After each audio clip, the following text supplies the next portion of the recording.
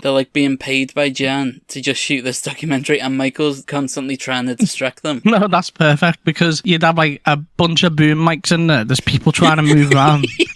The lighting would conflict.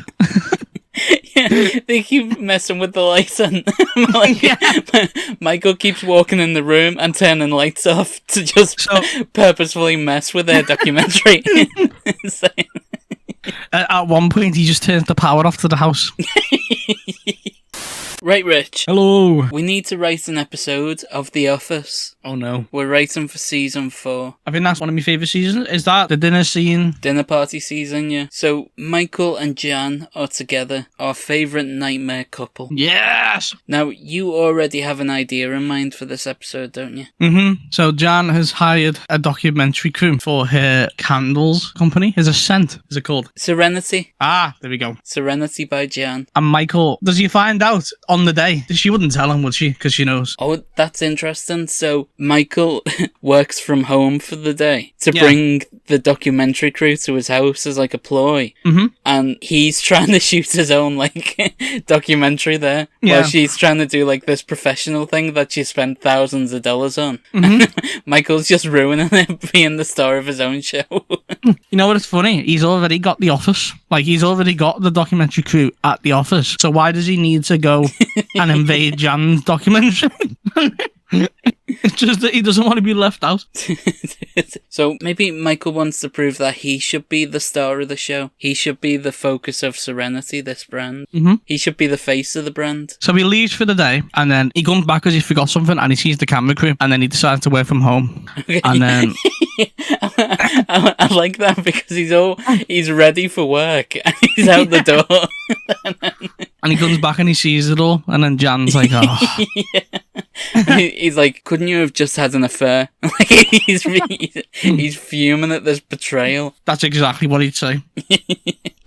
Is he already mic'd up for the other one? Yeah. So he's already mic'd up for the other one, and then he thinks the mic's just like transfer.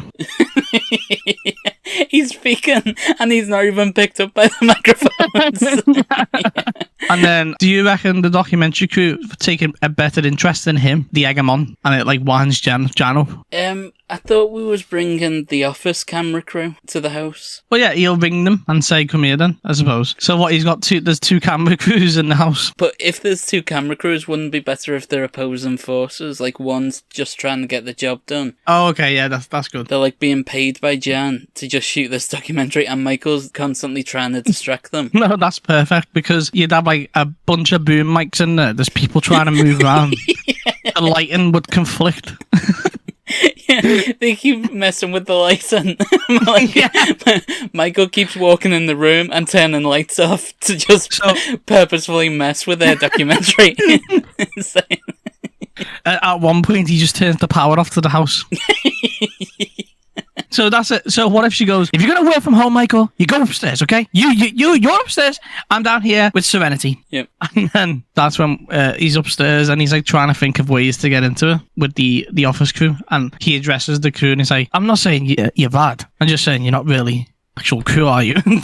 Yeah, he's like, their camera operator has a goatee. None of you have goatees. It's like, to Michael, that's the pinnacle of cool. Yeah. Oh my god, what if like he overhears one of them saying, "Oh, I'd done the boom mic for some film," like, you know, like it's not even a big film, but Michael's seen it. Yeah. And then Michael's convinced that this is a break to Hollywood. I like the idea that throughout this episode, Michael is upset that he's not being filmed, even though he's being filmed. But he's not being filmed by the right cameras. Yeah.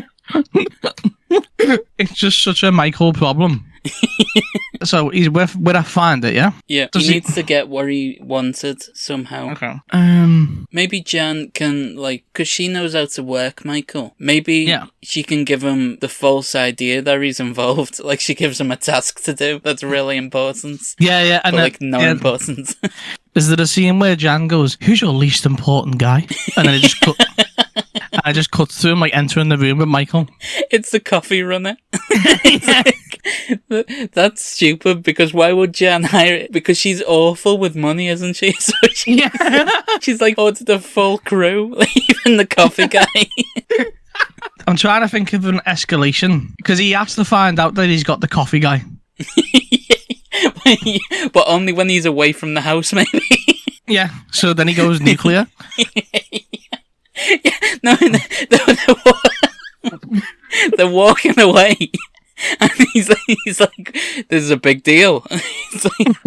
And they get to like Starbucks, and he's like, why are we here? That's when he finds out, and he just runs home. He sprints the whole way. He sprints even though they drove there, and their driving would undoubtedly be quicker. And then they're trying to get him in the car, and he goes, "This is my Rocky on the stairs moment." And then I'm trying to think, does he get back and the crew have left? Like, yeah, so this is my Rocky on the stairs. Just sprinting through the streets like an hour away. He likes it and he gets back. So return. So where he was at the beginning was he was on the way to work, and then he found out that Jan hired a documentary crew. So it's like he has this documentary crew, this Jan documentary crew. So what does he? Does he go out and get a new one? Get another documentary crew? You know what? I kind of like it. That's kind of useless, because why would he need a third documentary crew? So the house was already overstuffed.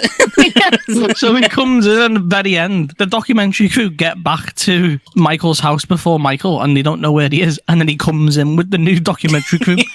And it's like, well. Yeah, can he be playing one of Michael's characters, the seasoned actor? Yeah. Actor Mike. So we got Prison Mike, we got Date Mike, and then this one's Thespian Mike. Yeah, Thespian Mike, I think. He walks in doing a monologue of something. I don't know what it'd be. Does he do a Tony Soprano speech? All due respect. You have no idea how many documentary crews I can get together. That's so stupid, man. Why was Michael's reaction to get a third documentary crew? Like, 2 didn't solve his problems, so he got a third one. Because now there's a prestige to it, because there's a bidding war for who wants to film him. And these are students who he's just giving like 10 quid each or something. And you get there and it's like the students that Saul hires. Yeah. When they enter the house, can Michael be like, these have got exclusive rights to me now? And he makes them film in the bathroom so the other crews can't fit. And it's just Michael filming, getting the crew to filming him in the bathroom doing the monologue or something. I think that's it, man. And then I think there has to be like a walkout or something. Or, oh wait, there's so much power being used by like all the documentary equipment that the house just shorts. Yeah. And there's no... Jan's like, well, is everything okay? And they're like, we didn't save it. They've lost everyone's memory cards haven't saved what they've done that day. Because Michael was being childish, everybody lost. Yeah. And then does it cut to like a little ending Michael monologue, and he's got like a serenity candle in the darkness or something, and he's like, well, it turns out that there's only so much power in a house. Which doesn't make sense to me, because power is power. Everyone else has got loads of power, but not me. So I'll be talking to my tenants agreements. I really like that, because it could have a double meaning about how he doesn't have power in the relationship. Yeah. Does it end with like, all you hear is screaming from Jan, and then he says, it looks like I'm sleeping in the shed again. Something like that. And it just ends. Or there's a phone call from Pam, and it's like, oh, David Wallace was in today, and he says, you gotta call him back tomorrow. And then Michael's like, does he have a present? And Pam's like, why? He's like, well, why would he want to talk to me? That makes no sense, Pam. That's the only reason why his boss would want to talk to him after he's just completely thrown off a day of work is because he has a present for him. You know, I love that.